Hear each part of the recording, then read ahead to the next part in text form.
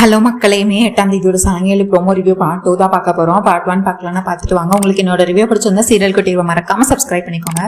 இதில் சரச்சந்திரா ஒரு கில்ட்டி கான்ஷியஸ்லேயே இருக்கிறாரு. ஏன்னா அவர் தான் கேபியை சுட்டு கொண்டாரு. இப்போ கேபி வேற வீட்டுக்கு வர போறாரு. அவர் கேபி எங்க அந்த உண்மையெல்லாம் சொல்லிடுவாரோ, மீரா தன்னை வெறுத்து தள்ளிடுவாங்களோ அப்படின்னு சொல்லிட்டு சரச்சந்திர அவரை எப்படி நம்ம இப்போ நேர்கொள்ள போறோம் அப்படின்னு சொல்லி ரொம்ப கவலையில இருக்கிறாரு. ஆனா கேபி வீட்டுக்கு வந்துட்டு இருக்கிறாரு. இங்க ககன் வீட்டுல பார்த்தா ககன் அப்படியே ரத்தம் ஃபுல்லா சொட்ட சொட்ட, கை ஃபுல்லா கீரமா, கையெல்லாம் புண்ணாகி கீரி அதெல்லாம் ரத்தம் சொட்ட சொட்ட நின்றுட்டு இருக்காரு. எதுவுமே பண்ணல, நடந்ததெல்லாம் நினைச்சு பார்த்துட்டு இருக்கிறாரு. அதாவது கேபி காப்பாத்தினது எல்லாத்தையும் நினைச்சு பார்த்துட்டு இருக்கிறாரு. உடனே பூமி வராங்க. அவங்க இவங்ககிட்ட ககன் கிட்ட பேசுறாங்க. கொஞ்ச நேரம் என்ன தனியா விடு அப்படின்னு சொல்லிட்டு ககன் கத்துறாரு. உடனே அதுக்கு எடுத்து அப்பதான் அவங்க கையை பூமி ககனோட கையை பாக்குறாங்க. அப்படியே ரத்தம் சொட்டிட்டு இருக்கு. உடனே அவங்க கையை பிடிக்கிறாங்க. நான் உன்னை என்னை தனியா விடுன்னு சொன்னேன், உன் வேலையை பாரு, எனக்கு தெரியும் என்ன பண்ணணும்னு அப்படின்னு சொல்லி திருப்பி திட்டி விட்டுறாரு. உடனே பூமி என்ன பண்றாங்க, கீழே அவங்க அத்தை கிட்ட கம்ப்ளைண்ட் பண்றாங்க. கம்ப்ளைண்ட் பண்ணல, சாரதா கிட்ட இந்த மாதிரி சொல்றாங்க, இங்க பாருங்க உங்க எஸ்ஐ சூர்யாவை அடிச்சு அவர் கையெல்லாம் காயமா இருக்கு, ஆனா மருந்து கூட போட மாட்டேங்கிறாரு, அப்படியே சிலையாட்டம் நின்றுட்டு இருக்கிறாரு. என்ன பையன், நீங்க சொன்னாதான் கேட்பாரு, நீங்க தான் அவரோட உலகம், பாருங்க இந்த மாதிரி நான் கேட்டேன், என்னை மதிக்க கூட இல்லை, என்னை திட்டி அனுப்பிச்சிட்டாரு, அவருக்கு இப்ப என்னை பிடிக்கவே இல்லை, என் மேல காதலே இல்லை அப்படிங்கிற மாதிரி இவங்க கீழே சொல்லிட்டு இருக்கிறாங்க. உடனே அதுக்கடுத்து சாரதா நீ இப்ப என் கூட மேல வா, நான் அவனை உன் கையால அவனுக்கு நான் மருந்து போட வைக்கிறேன் அப்படின்னு சொல்றாங்க. அதுக்கடுத்து பூமி சொல்றாங்க, காலையில இருந்து மாமா இன்னும் சாப்பிடவும் இல்லை, காலையில இருந்து அந்த பூஜை பண்ணணும்னு சொல்லிட்டு விரதமா இருந்தாங்க, இன்னும் ஒண்ணுமே சாப்பிடல, அவங்க சாப்பிடாம அப்படியே இருக்கிறாங்க அப்படின்னு சொல்றாங்க. சரி முதல்ல போய் ககனை பார்ப்போம் வா அப்படின்னு சொல்லிட்டு ககனை பார்க்க போறாங்க. உடனே அதுக்கடுத்து என்ன இவன் என்ன இப்ப என்ன உங்ககிட்ட பிரின்சிபல் மாதிரி ஸ்கூல் பொண்ணு மாதிரி கம்ப்ளைண்ட் பண்ண வந்துட்டாளா உங்ககிட்ட இவ அப்படின்னு சொல்லிட்டு ககன் சாரதாவை பத்தி கேட்கறாங்க. இப்ப என்ன அவன் என்ன கம்ப்ளைண்ட் பண்ண வரல, அவன் உண்மையை தானே சொல்ல வந்திருக்கா, எதுக்குடா இப்படி ரத்த சொட்ட சொட்ட இருக்கு, கையில மருந்து கூட நீ போட்டுக்க மாட்டியா, மருந்து போட்டு விடுறதுனால அவன் சொன்னா அப்படின்னு சொல்றாங்க. நீங்க போட்டு விடுறதுன்னா போட்டு விடுங்க, இல்ல இருக்கட்டும் அப்படியே இருக்கட்டும் அப்படின்றாரு. ஏன் நான் சொன்னா கேட்பியா மாட்டியா அப்படின்றாங்க. என்னம்மா அப்படிங்கிறாங்க. இங்க பாரு, நீ தானே என்னோட உலகம், நீ தானே சொன்ன, அப்ப நான் சொன்னா நீ கேட்கணும் தானே, பூமி உனக்கு கையெல்லாம் மருந்து போட்டு விடுவா அப்படின்னு சொல்றாங்க. அம்மா இது என்ன எமோஷனல் பிளாக்மெயிலா, எதுக்கு நீங்க என்ன இப்படி பிளாக்மெயில் பண்றீங்க, இவ இவ சொன்னா நீங்க எதுனாலும் செய்வீங்களா, நீங்க போட்டு விடனா போட்டு விடுங்க, இவெல்லாம் போட்டு விடுறதுன்னா எனக்கு வேண்டாம் அப்படின்றாங்க. அப்ப உண்மையில உனக்கு என் மேல பாசம் இல்லை அப்படித்தானே ககன் அப்படின்னு கேக்குறாங்க. அம்மா அப்படின்றான், உனக்கு உண்மையில என் மேல பாசம் இருந்தது மரியாதை இருந்தது அப்படின்னா பூமி உனக்கு இப்ப மருந்து போட்டு விடுவா, நீ அமைதியா போட்டுக்கிற அப்படின்னு சொல்றாங்க. உடனே அதுக்கடுத்து ககனும் யோசிக்கிறாரு. அதுக்கடுத்து போட சொல்லுங்க அப்படின்னு சொல்றாரு சாரதா கிட்ட. சரி பூமி நீ மருந்து போட்டு விட்டுட்டு நான் போய் அவனுக்கு சாப்பாடு எடுத்துட்டு வரேன் அப்படின்னு சொல்லிட்டு இவங்க கீழே சாப்பாடு எடுக்கிறதுக்காண்டி கீழே வராங்க. உடனே இவங்க ககன் கையை தூரமா வச்சு கொடுத்துருக்காரு இப்படி. உடனே பூமி அதை ஃபுல்லா கிளீன் பண்றாங்க. இவருக்கு ரொம்ப வலிக்குது, ஐயோ அம்மான்னு சொல்லிட்டு கத்துறாரு. உடனே அதுக்கடுத்து இவங்க மெல்லமா பண்றாங்க. அவங்க கையை ஊதி ஊதி கையிலெல்லாம் அப்படி ஒரு வழியா கையில கட்டு போட்டு முடிச்சுட்டாங்க. அடுத்து பார்த்தா மூஞ்சிலையும் நிறைய காயங்கள்லாம் இருக்கு, நெத்தியில அடிபட்டிருக்கு, உதட்டில் அடிபட்டிருக்குன்னு சொல்லிட்டு ஒன்று ஒன்றையா தொடச்சி விட்டு மருந்து போட்டுட்டு இருக்கிறாங்க. அதுக்கடுத்து சாப்பாடையும் இவங்க எடுத்துட்டு வந்துட்டாங்க. உடனே இவங்க ஃபுல்லாத்தையும் போட்டு முடிச்சுட்டாங்க. எல்லா பக்கமும் மேலே நெத்தியில ஒட்டி கையில இது எல்லாம் கட்டெல்லாம் போட்டு விட்டாங்க. அப்புறம் சாப்பாடு எடுத்துட்டு வராங்க. சாரதா எடுத்துட்டு வந்தோடனே இந்த அம்மா பூமி நீ ஊட்டி விட, அவனுக்கு கையில அடிபட்டிருக்கல எப்படி சாப்பிடுவோம் அப்படின்னு. அம்மா நீங்க கொடுக்குறதுன்னா நீங்க ஊட்டி விடுனா ஊட்டி விடுங்க, இல்ல ஸ்பூனை கொடுங்க நானே சாப்பிட்டுக்கிறேன், இவ ஊட்டி நான் சாப்பிடணும்னு எனக்கு எந்த தைலத்தும் இல்லை அப்படின்றாங்க. ககன் திரும்பியுமா அப்படின்னு சொல்லி சாரதா பேசுறாங்க. என்னம்மா திரும்ப அடுத்து நீங்க பிளாக்மெயில் பண்ண போறீங்களா, இந்த பூமி கையால் தான் நான் சாப்பிடணுமா அப்படின்னு சொல்றாங்க. இங்க பாரு அவன் உன்னோட பொண்டாட்டி, அம்மா திரும்ப திரும்ப அதை சொல்லாதீங்க அப்படின்னு சொல்லிட்டு ககன் திரும்ப கோவப்படுறாரு. இப்போ நீ என்ன நான் சொல்றதை கேட்பியா இல்லையா, உனக்கு என்ன பிடிக்குமா பிடிக்காதா அப்படின்னாங்க. அம்மா இது ரொம்ப டூ மச்மா, நீங்க எல்லா விஷயத்திலையும் இப்படி பிளாக்மெயில் பண்ணி பண்ணி அவளுக்கு சாதகமா பண்றீங்க அப்படின்னு சொல்றாங்க. சரி இப்போ என்ன நீ சாப்பிடு அப்படின்னு சொல்லிட்டு கொடுத்துட்டு போறாங்க. திரும்ப பூமி இவங்களுக்கு ஊட்டி விடுறாங்க. ஊட்டி விடும் போது பார்த்தா அவங்களுக்கே அழுக வருது. அதுக்கடுத்து பூமி இதுக்கு முன்னாடி நடந்ததெல்லாம் நினைச்சு பாக்குறாங்க. அதாவது இவங்க குளிர்ல ஐஸ் பெட்டியில நட்சத்திரம் போட்டு அடைச்சிருப்பா, அப்போ இவங்க உயிரை காப்பாத்துனது, இதுக்கு முன்னாடி அவங்க சண்டை போட்டது, பழைய விஷயங்கள் எல்லாத்தையும் பூமி நினைச்சு பாக்குறாங்க. ஒன்று நினைச்சு பார்த்து அவங்க சாப்பாடு ஊட்டி விடுறாங்க. அப்புறம் அழுகுறாங்க. ஆனந்த கண்ணீரா வருது பூமிக்கு. உடனே அழுதுட்டே இருக்கிறாங்க. உடனே ககனும் முன்னாடி இந்த மாதிரி நடந்தது இல்லை மாமா அப்படின்னு சொல்லிட்டு ஒன்று சொல்றாங்க. உடனே ககனும் மனசு மாறிடுறாரு. அவர் பூமி மேல இருக்கிற கோவத்தை மறந்து அவரும் வந்து பழசெல்லாம் நினச்சி வந்து பூமியோட கண்ணை பார்த்தோன்னே எல்லாத்தையும் மறந்து போயிடுறாரு. மறந்து போயிட்டு கடைசி பார்த்தா 2 பேரும் ரொமான்ஸாக இருக்குது. அதுக்கடுத்து பார்த்தா சாப்பாடே தீந்து போயிடுது. ஓகே ஆமாம் நீங்கள் இப்போ ரெஸ்ட் எடுங்க, நான் போயிட்டு வரேன் அப்படின்னு சொல்கிறாரு. உடனே பூமி எழுந்து போயிட்டாங்க. அதுக்கு அடுத்து தான் ககன் ரியலைஸ் பண்ணுறாரு, ஐயோ நான் இவ்வளோ நேரம் என்ன பண்ணிட்டு இருந்தேன் அப்படின்னு யோசிக்கிறாரு ககன். இவ கண்ணை பார்க்கவே கூடாது, இவ கண்ணை பார்த்தாலே நான் எல்லாத்தையும் மறந்துடுறேன், மாறிடுறேன், இவ கண்ணை பார்க்கவே கூடாது, ஐயோ மாயக்காரி அப்படின்னு சொல்லிட்டு ககன் வந்து திரும்பியும் நார்மல் மோடுக்கு வந்துடுறாரு. அதாவது பூமி மேலே இருக்கிற கோவம் மாதிரி வந்துடுறாரு. இங்கே எஸ்ஐ சூர்யாவுக்கு வந்து ஹாஸ்பிட்டலில் ரொம்ப ட்ரீட்மெண்ட் பண்ணிட்டு இருக்கிறாங்க. யார் எஸ்ஐ சூர்யாவை ஜாயின் பண்ணதுன்னு கேட்டிங்கன்னா நம்ம பூமி தான் வந்து ஹாஸ்பிட்டலில் ஜாயின் பண்ணாங்க. ஜாயின் பண்ணிட்டு யாருக்கிட்டையும் சொல்லாதீங்கன்னு சொல்லிட்டு ஒளிஞ்சிருந்து பார்த்துட்டு இருக்கிறாங்க என்னெல்லாம் நடக்குது அப்படின்ட்டு. இங்கே பார்த்தா இது எஸ்ஐ சூர்யா, அவர் வந்து ஒரு பெரிய போலீஸ் ஆஃபீஸர் இல்லைங்களா, அதனால அவருக்கே இந்த மாதிரி ஒரு நிலைமை வந்திருக்குங்கும் போது ஒட்டுமொத்த போலீஸும் வந்து நிற்கிறாங்க ஹாஸ்பிட்டலில். வந்து நின்று இவங்க எல்லாம் பேசிகிட்டு இருக்கிறாங்க. இந்த மாதிரி எஸ்ஐ சூர்யாவை யார் இந்த மாதிரி பண்ணது, அவங்க அண்ணன் கேஸை தானே அவன் விசாரிச்சுட்டு இருந்தான், அப்போ அவங்க அண்ணனை கொன்னவங்க தான் திருப்பியும் வந்து இந்த எஸ்ஐ சூர்யாவை கொலை பண்ண முயற்சி பண்ணியிருக்காங்களா, இந்த கேஸுக்கும் என்ன சம்மந்தம், என்ன விசாரிச்சிங்களா, எங்கேருந்து அவரை கூட்டிகிட்டு வந்தீங்க, என்ன நடந்துச்சு, அவர் ஏதாவது சொன்னாரா, அந்த மாதிரி கேட்டுட்டு இருக்கிறாங்க. உடனே அந்த மற்ற கான்ஸ்டபிள்ஸ் எல்லாருமே இல்லை சார் நாங்கள் அங்கே எஸ்ஐ சூர்யா இந்த இடத்துல இருந்து தான் ஒருத்தவங்க கொண்டு வந்து சேர்த்துருக்காங்க, ஆனால் அங்கே வந்து சுற்றி எந்த சிசிடிவி கேமரா எதுவுமே இல்லை, எந்த ஆதாரமும் இல்லை, யார் கண்ணால் பார்த்த மனுஷங்கள ஆதாரமும் எதுவுமே இல்லை, சுற்றி எந்த ஆதாரமும் எங்களுக்கு கிடைக்கல சார் அப்படின்னு சொல்கிறாங்க. இதெல்லாம் ஒரு சாக்கா, இப்படி தான் சொல்வீங்களா, ஒரு போலீஸுக்கே இங்கே பாதுகாப்பு இல்லைன்னா அப்புறம் எப்படி சாதாரண மக்கள் எப்படி இனிமேல் போலீஸை நம்புவாங்க, ஒரு போலீஸே இந்த மாதிரி ஒருத்தன் அடிச்சு போட்டு இந்த மாதிரி போயிருக்கான்னா அப்போ சாதாரண மக்களுக்கு எப்படியா நம்ம மேலே வந்து நம்பிக்கை வரும், போலீஸ்னால் எப்படியா ஒரு பயம் வரும், இதுதான் லட்சணமா, இதுதான் நீங்கள் போலீஸ் ஸ்டேஷன் நடத்துகிற இதுவா அப்படின்னு சொல்லிட்டு டிஎஸ்பி வந்து எல்லாத்தையும் பிடிச்சி கத்தி விட்டுட்டு இருக்கிறாரு.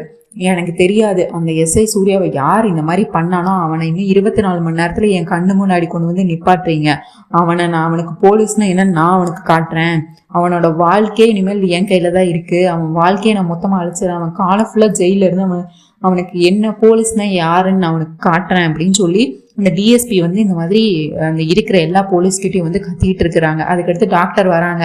வந்துட்டு அவர் வந்து இப்போ டேஞ்சர் இல்லை அவர், ஆனால் கண்மொழிக்க கொஞ்சம் நேரங்கள் ஆகலாம், அவருக்கு வந்து உடம்புல நிறைய ஃப்ராக்சர் இருக்குது, எப்போ சரியாகும்னு சொல்ல முடியாது, கொஞ்ச நாள் அவங்க பெட் ரெஸ்ட் தான் எடுக்கணும் இந்த மாதிரி சொல்லிடுறாங்க. உடனே இந்த டிஎஸ்பி வந்துட்டு சரி நாங்கள் இப்போ போய் பார்க்கலாமான்னு சொல்லிட்டு பார்க்க போகிறாங்க. அவருக்கு பார்த்தா உடம்பெல்லாம் ஒரே அடி எஸ்ஐ சூர்யாவுக்கு. அப்புறம் வந்துட்டு அவர் அப்போ தான் லேஸாக கண்ணை முழிக்கிறாரு. இங்கே பார்த்தா பூமி வந்து இந்த கதவுக்கு பின்னாடி இருந்து ஒளிஞ்சு பார்க்குறாங்க, என்ன பேசுகிறாங்க என்ன பண்ணுறாங்கன்னு பார்த்துட்டு இருக்கிறாங்க.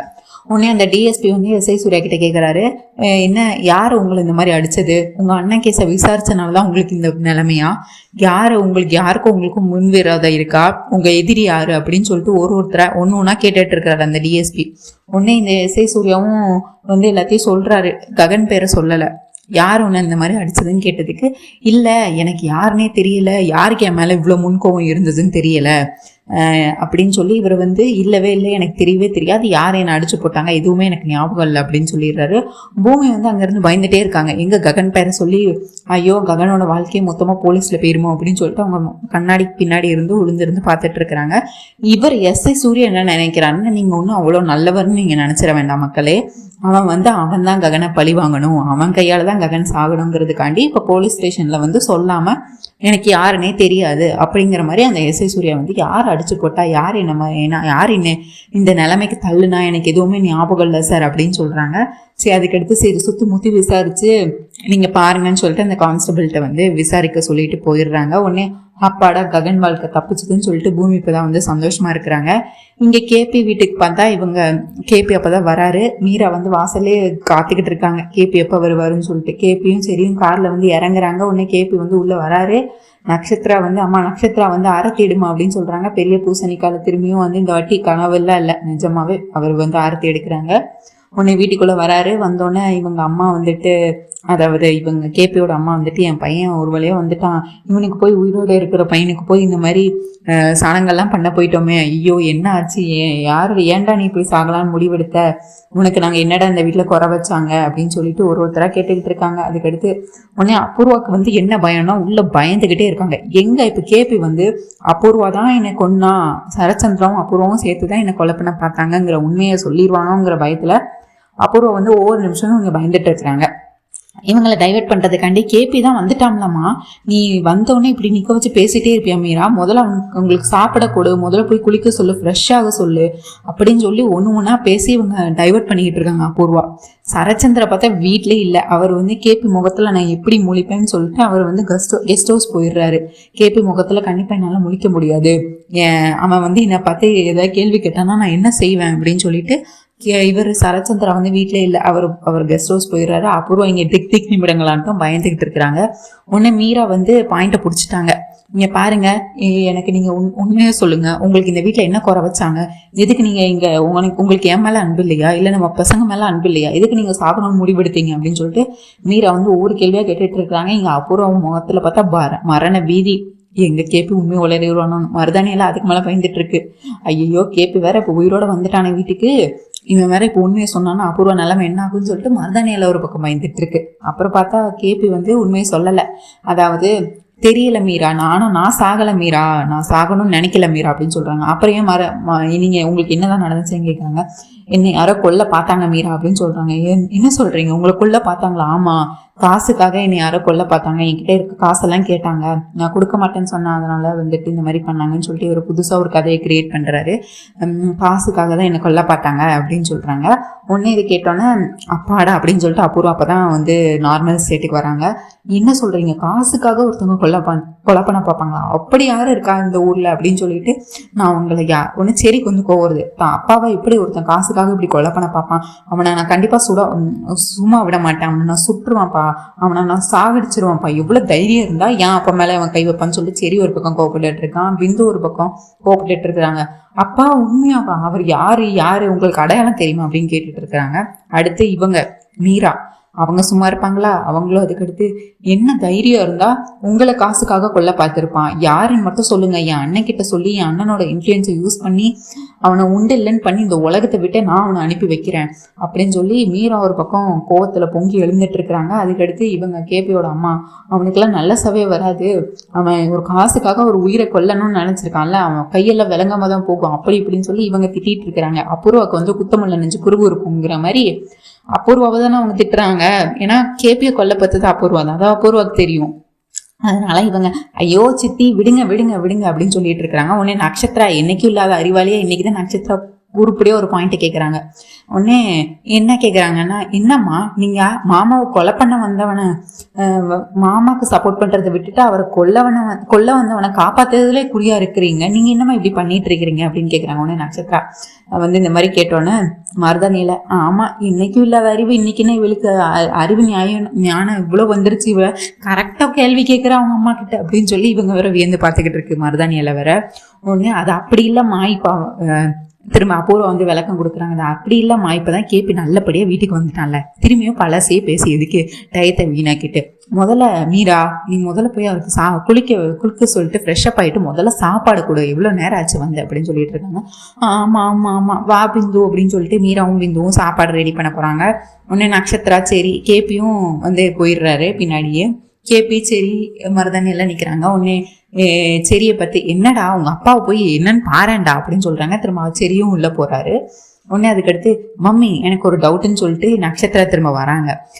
நீங்க எதுக்கு மாமா வந்ததுல இருந்து நீங்க ரொம்ப ஒரு மாதிரி நார்மலாவே இல்லையே, ஒரே பதட்டமாவே இருக்கீங்க அப்படின்றாங்க. உடனே இவங்க வந்து உண்மையை சொல்லிடுறாங்க.